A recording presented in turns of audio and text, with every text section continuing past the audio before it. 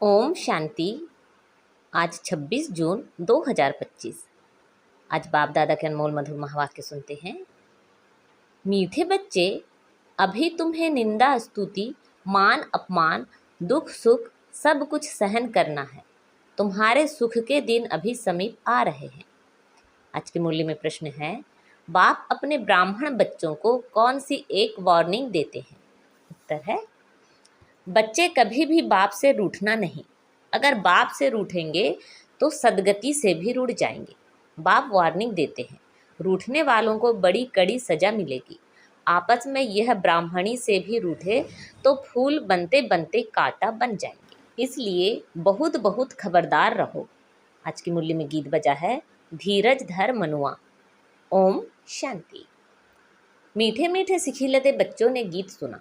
तुम बच्चों के जो भी जन्म जन्मांतर के दुख हैं सब दूर हो जाने चाहिए। इस गीत की लाइन सुनी। तुम जानते हो, अभी हमारा दुख का पाठ पूरा होता है और सुख का पाठ शुरू होता है। जो पूरी रीति नहीं जानते हैं वह किसी न किसी बात में दुख जरूर देखते हैं। यहाँ बाबा के पास आने से भी कोई ना कोई प्रकार का दुख भासेगा। बाबा समझ सकते हैं, बहुत बच्चों को तकलीफ होती होगी। जब तीर्थ यात्रा पर जाते हैं तो कहाँ भीड़ होती है, बरसात पड़ जाती है, कभी तूफान लग पड़ते हैं। जो सच्चे भगत होंगे वह तो कहेंगे क्या हर्जा है, भगवान के पास जाते हैं। भगवान समझकर ही यात्रा पर जाते हैं। ढेर के ढेर भगवान हैं मनुष्यों के। तो जो अच्छे मजबूत होते हैं वह तो कहते हैं हर्जा नहीं। अच्छे काम में हमेशा विघ्न पड़ते हैं, वापस लौटकर थोड़े ही जाएंगे।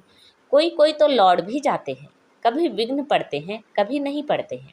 बाप कहते हैं, बच्चे यह भी तुम्हारी यात्रा है। तुम कहेंगे हम बेहद के बाप पास जाते हैं।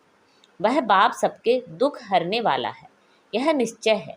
आजकल देखो मधुबन में कितनी भीड़ है। बाबा को ओना रहता है, बहुतों को तकलीफ भी होती होगी। पट में सोना पड़ता है। बाबा थोड़ी ही चाहता है बच्चों को पट पे सुलाए, परंतु ड्रामा अनुसार भीड़ हो गई है। कल्प पहले भी हुई थी, फिर होगी। इसमें कोई दुख नहीं होना चाहिए। यह भी जानते हैं, पढ़ने वाले कोई तो राजा बनेंगे और फिर कोई रंक भी बनेंगे। कोई का ऊंचा मर्तबा, कोई का कम, परंतु सुख जरूर होगा। यह भी बाबा जानते हैं। कोई बहुत कच्चे हैं जो कुछ भी सहन नहीं कर सकते हैं, उन्हों को कुछ तकलीफ होगी। कहेंगे हम तो नाहक आए हैं, या यह कहेंगे हमको ब्राह्मणी जोर करके ले आई है। ऐसे भी होंगे जो कहेंगे हमको ब्राह्मणी ने नाहक फंसाया, पूरी पहचान नहीं की, विश्वविद्यालय में आए हैं। इस समय की पढ़ाई से कोई तो राव बनेंगे, कोई रंक भी बनने वाले हैं भविष्य में। यहाँ के रंक और राव में और वहाँ के रंक राव में रात दिन का फर्क होता है। यहाँ के राव भी दुखी हैं तो रंक भी दुखी हैं, वहाँ दोनों सुखी रहते हैं। यहाँ तो है ही पतित निकारी दुनिया। भल किसी के पास बहुत धन है। बाप समझाते हैं, यह धन माल सब मिट्टी में मिल जाना है, यह शरीर भी खत्म हो जाएगा। आत्मा तो मिट्टी में नहीं मिलती। कितने बड़े बड़े साहूकार हैं, बिड़ला जैसे बहुत, उनको क्या पता कि अब यह पुरानी दुनिया बदल रही है। मालूम होता तो फट से आ जाते। कहते यहाँ भगवान आया हुआ है, फिर भी जाएंगे कहाँ? सिवाय बाप के कोई को सदगति मिल ना सके। अगर कोई रूठ गया तो कहेंगे सदगति से रूठ गया। ऐसे बहुत रूठते रहेंगे, गिरते रहेंगे। आश्चर्यवत सुनंती निश्चय होवंती। कोई तो समझते हैं बरोबर इन बिगर कोई रास्ता है नहीं, इनसे तो सुख और शांति का वर्षा मिलेगा। इन बिगर सुख शांति मिलना असंभव है। जब धन बहुत हो तब तो सुख मिले। धन में ही सुख होता है ना। वहाँ मूल वतन में तो आत्माएं शांति में बैठी हैं। कोई कहे हमारा पाठ नहीं होता तो सदैव हम वहाँ रहते, परंतु ऐसे कहने से थोड़े ही होगा। बच्चों को समझाया गया है, यह बना बनाया खेल है। बहुत हैं जो किसी न किसी संशय में आकर छोड़ जाते हैं, ब्राह्मणी से रूठ जाते हैं या आपस में रूठकर पढ़ाई छोड़ देते हैं। अभी तुम यहाँ फूल बनने के लिए आए हो, महसूस करते हो बरोबर हम कांटे से फूल बन रहे हैं। फूल जरूर बनना है। कोई को कुछ संशय है, फलाना यह करते हैं, यह ऐसे है, इसलिए हम नहीं आएंगे, बस रूठ कर जाएं, घर में बैठ जाते हैं। बाप कहते हैं और सबसे तो भल रूठो, लेकिन एक बाप से कभी नहीं रूठना। बाबा वार्निंग देते हैं, सजाएं बहुत कड़ी हैं। गर्भ में भी जो सजाएं मिलती है सब साक्षात्कार कराते हैं। बिगैर साक्षात्कार के सजा मिल नहीं सकती। यहाँ का भी साक्षात्कार होगा। तुमने पढ़ते पढ़ते आपस में लड़ झगड़ कर रूठ कर पढ़ाई छोड़ दी थी। तुम बच्चे समझते हो हमको फादर से पढ़ना है, पढ़ाई कभी छोड़नी नहीं है। तुम यहाँ पढ़ते ही हो मनुष्य से देवता बनने। ऐसे उच्च ते उच्च बाप के पास तुम मिलने आते हो। कभी जास्ती आ जाते हैं, ड्रामा अनुसार कुछ तकलीफ हो पड़ती है। बच्चों को अनेक तूफान आते हैं। फलानी चीज ना मिली, यह नहीं मिला, यह तो कुछ भी नहीं है। जब मौत का समय आएगा तो अज्ञानी मनुष्य कहेंगे हमने क्या गुनाह किया है, नाहक जो हमें मारते हैं। उस पिछाड़ी के पाड़ को ही कहा जाता है खूने नाहक पाड़। अचानक बॉम्ब्स गिरेंगे, ढेर के ढेर मरेंगे, यह खूने नाहक हुआ ना। अज्ञानी मनुष्य ऐसे चिल्लाएंगे। तुम बच्चे तो बहुत खुश होते हो क्योंकि तुम जानते हो इस दुनिया का विनाश होना ही है। अनेक धर्मों का विनाश ना हो तो एक सत धर्म की स्थापना कैसे होगी। सतयुग में एक आदि सनातन देवी देवता धर्म था। किसी को क्या पता सतयुग आदि में क्या था। यह है पुरुषोत्तम संगम युग। बाप आए ही हैं सबको पुरुषोत्तम बनाने। सबका बाप है ना। ड्रामा को तो तुम जान गए हो। सब तो सतयुग में नहीं आएंगे। इतनी करोड़ों आत्माएं सतयुग में थोड़ी ही आएगी। यह है डिटेल की बातें। बहुत बच्चियां हैं जो कुछ भी समझती नहीं, भक्ति मार्ग के हिरे हुए हैं, ज्ञान बुद्धि में बैठ ना सके, भक्ति की आदत पड़ी हुई है। कहते हैं भगवान क्या नहीं कर सकता, मरे हुए को भी जिंदा कर सकते हैं। बाबा के पास आते हैं, कहते हैं फलाने मनुष्य ने मरे हुए को जगाया, तो क्या भगवान नहीं कर सकता है। कोई ने अच्छा काम किया तो बस उसकी महिमा करने लग पड़ते हैं, फिर उनके हजारों फॉलोवर्स बन जाएंगे। तुम्हारे पास तो बहुत थोड़े आते हैं, भगवान पढ़ाते हैं, फिर इतने थोड़े क्यों। ऐसे बहुत कहते हैं अरे यहाँ तो मरना होता है, वहाँ तो कनरस है। बड़े भक्के से बैठ गीता सुनाते हैं, भगत लोग सुनते हैं। यहाँ कनरस की बात नहीं, तुमको सिर्फ कहा जाता है बाप को याद करो। गीता में भी यह अक्षर है मन मना भाव। बाप को याद करो तो विकर्म विनाश होंगे। बाप कहते हैं अच्छा ब्राह्मणी से व सेंटर से रुड़ जाते हैं। अच्छा यह तो काम करो और संग तोड़ अपने को आत्मा समझो। एक बाप को याद करो, बाप ही पतित पावन है। बस बाप को याद करते रहो, स्वदर्शन चक्र फिराते रहो। इतना याद किया तो भी स्वर्ग में जरूर आएंगे। स्वर्ग में उच्च पद तो पुरुषार्थ के अनुसार ही मिलेगा। प्रजा बनानी पड़े, नहीं तो राजाई किस पर करेंगे। जो बहुत मेहनत करते हैं उच्च पद भी वही पाएंगे। उच्च पद के लिए ही कितना माथा मारते हैं। पुरुषार्थ बिगर कोई रह नहीं सकता। तुम बच्चे जानते हो उच्च ते उच्च पतित पावन बाप है। मनुष्य महिमा भल गाते हैं परंतु अर्थ नहीं समझते हैं।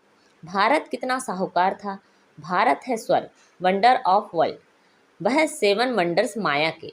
सारे ड्रामा में उच्च ते उच्च है स्वर्ग, नीचे ते नीचे है नर्क। अभी तुम बाप के पास आए हो, जानते हो मीठा बाबा इतना उच्च ते उच्च ले जाते हैं, उनको कौन भूलेंगे। भल कहाँ भी बाहर जाओ, सिर्फ एक बात याद रखो, बाप को याद करो। बाप ही श्रीमत देते हैं। भगवान नुआच ना कि ब्रह्मा भगवान नुआच। बेहद का बाप बच्चों से पूछते हैं, बच्चे हम तुमको इतना साहूकार बनाकर गए, फिर तुम्हारी दुर्गति कैसे हुई। परंतु सुनते ऐसे हैं जैसे कुछ भी समझते नहीं। तो बच्चों को थोड़ी तकलीफ होती है, दुख सुख स्तुति निंदा भी इस समय सहन करना पड़ता है। यहाँ के मनुष्य देखो कैसे हैं, प्राइम मिनिस्टर को भी पत्थर मारने में देरी नहीं करते हैं। कहते हैं स्कूल के बच्चों का न्यू ब्लड है, बहुत महिमा करते हैं उनकी, समझते हैं यह फ्यूचर का न्यू ब्लड है। परंतु वही स्टूडेंट दुख देने वाले निकल पड़ते हैं, कॉलेजों में आग लगा देते हैं, एक दो को गाली देते रहते हैं। बाप समझाते हैं दुनिया का क्या हाल है। ड्रामा का एक्टर होकर भी ड्रामा के आदि मध्य अंत को, मुख्य एक्टर्स आदि को नहीं जानते हैं तो उन्हें क्या कहें। बड़े ते बड़ा कौन है, उसकी बायोग्राफी तो जाननी चाहिए ना। कुछ भी नहीं जानते। ब्रह्मा विष्णु शंकर का क्या पार्ट है, धर्म स्थापकों का क्या पार्ट है। मनुष्य तो अंधश्रद्धा में आकर सबको प्रिसेप्टर कह देते हैं। गुरु तो वह जो सद्गति करता है। अब सर्व का सद्गति दाता तो एक ही परम पिता परमात्मा है, वह परम गुरु भी है, फिर नॉलेज भी देते हैं। तुम बच्चों को पढ़ाते भी हैं, उनका पार्ट ही वंडरफुल है। धर्म की स्थापना करते हैं और सभी धर्मों को खल्लास भी करते हैं। और तो सिर्फ धर्म स्थापन करते हैं, स्थापना और विनाश करने वाले को ही गुरु कहते हैं ना। बाप कहते हैं मैं कालों का काल हूँ, एक धर्म की स्थापना और बाकी सभी धर्मों का विनाश हो जाएगा, अर्थात इस ज्ञान यज्ञ में स्वाहा हो जाएंगे। फिर ना कोई लड़ाई लगेगी, ना यज्ञ रचा जाएगा। तुम सारे विश्व के आदि मध्य अंत को जानते हो, और तो सभी नेति नेति कहते हैं। तुम ऐसे थोड़े ही कहेंगे, बाप बिगर और कोई समझा ना सके। जो तुम बच्चों को बड़ी खुशी होनी चाहिए, परंतु माया का सामना ऐसा होता है जो याद ही मिटा देती है। तुम बच्चों को सुख दुख मान अपमान सहन करना है। यूं तो यहाँ कोई अपमान किया नहीं जाता। अगर कोई भी बात है तो बाप को रिपोर्ट करनी चाहिए। रिपोर्ट नहीं करते तो बड़ा पाप लगता है। बाप को सुनाने से झट उनको सावधानी मिलेगी। इस सर्जन को छिपाना नहीं चाहिए, बड़ा भारी सर्जन है। ज्ञान इंजेक्शन, इनको अंजन भी कहते हैं। अंजन को ज्ञान सुरमा भी कहा जाता है। जादू आदि की तो बात ही नहीं है। बाप कहते हैं मैं आया हूँ तुमको पतित से पावन होने की युक्ति बताने। पवित्र नहीं बनेंगे तो धारणा भी नहीं होगी। इसी काम के कारण ही फिर पाप होते हैं। इन पर जीत पानी है। खुद ही विकार में जाता होगा तो दूसरे कोई को कह नहीं सकेंगे, वह तो महापाप हो जाए। बाप कहानी भी सुनाते हैं। पंडित ने कहा राम राम कहने से सागर पार हो जाएंगे। मनुष्य समझते हैं पानी का सागर, जैसे आकाश का अंत नहीं वैसे सागर का भी अंत नहीं पा सकते हैं।